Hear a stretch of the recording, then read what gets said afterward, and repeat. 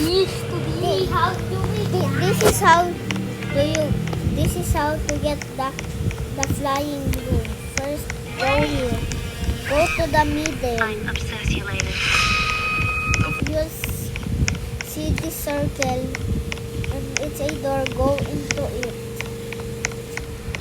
I forgot to say it's in Wicked. You need to go up.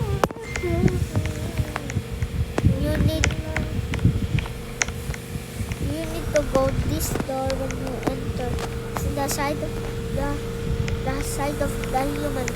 Don't get tricked here. Just go with here. And you need to climb the stairs.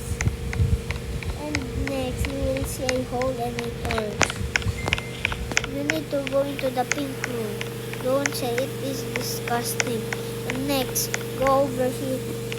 There should be elevator.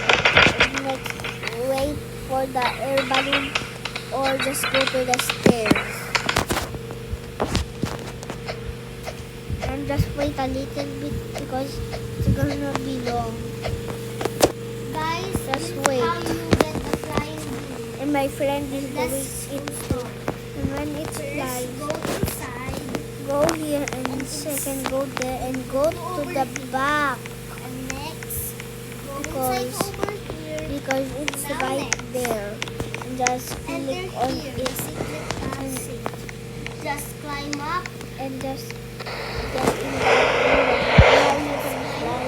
again. You got also Now the you flying wait for the broom. elevator. Thank you guys. Bye.